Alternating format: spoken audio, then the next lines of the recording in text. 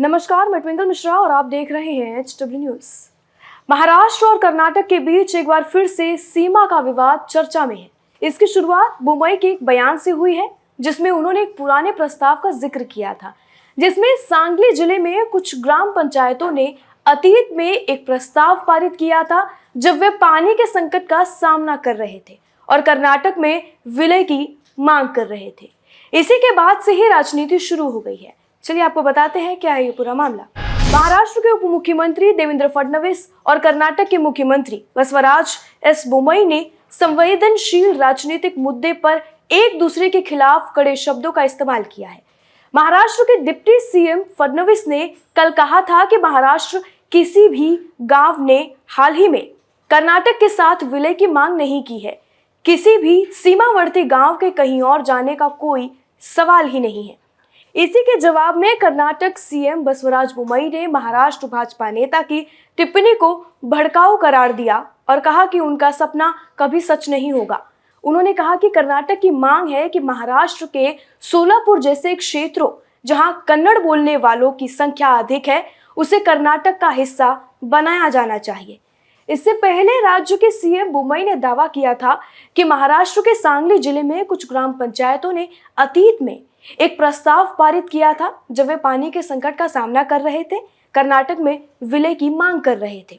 उन्होंने कहा कि कर्नाटक सरकार ने उनकी मदद के लिए योजनाओं की योजना बनाई थी और उनकी सरकार विलय की मांग पर भी गंभीरता से विचार कर रही थी।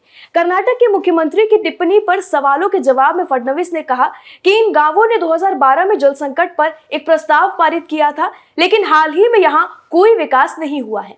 भाजपा नेता ने कहा कि उनके नेतृत्व वाली पिछली महाराष्ट्र सरकार ने इस मुद्दे को सुलझाने के लिए कर्नाटक के साथ समझौता किया था। उन्होंने कहा कि इन गांवों के लिए जलापूर्ति योजना भी बनाई गई है। आगे फडणवीस ने कहा कि अब हम उस योजना को मंजूरी देने जा रहे हैं। शायद कोविड के कारण पिछली सरकार यानी उद्धव ठाकरे के नेतृत्व वाली सरकार इसे मंजूरी नहीं दे सकी। कर्नाटक राज्य की सीमा के करीब कन्नड़ भाषी क्षेत्रों का दावा करता है कि महाराष्ट्र बेलगाम जिले, जिसे बेलगावी भी कहा जाता है, और कर्नाटक में अन्य मराठी बहुसंख्यक क्षेत्रों पर विवाद के समाधान के लिए जोर दे रहा है।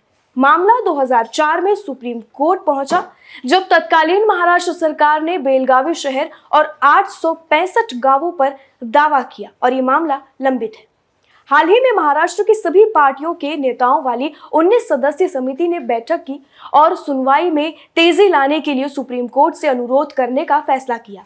एकनाथ शिंदे की अगुवाई वाली सरकार ने इस मुद्दे की निगरानी के लिए 2 वरिष्ठ मंत्रियों के साथ एक समिति भी बनाई। कर्नाटक के मुख्यमंत्री ने कहा है कि राज्य सरकार ने सर्वोच्च न्यायालय में आने वाले सीमा विवाद से निपटने के लिए एक मजबूत कानूनी टीम का गठन किया है। इस पूरी खबर पर कमेंट सेक्शन में हमें अपनी राय लिखकर जरूर बताएं। वीडियो यही समाप्त होता है। धन्यवाद। अब खबरें पाइए सबसे पहले हमारे मोबाइल न्यूज एप्लीकेशन पर। एंड्रॉइड या iOS प्लेटफॉर्म पर जाइए, HW न्यूज नेटवर्क को सर्च कीजिए, डाउनलोड कीजिए और अपनी सुविधानुसार भाषा का चयन कीजिए। खबरों की भीड़ में अपने काम की खबर पाते रहिए।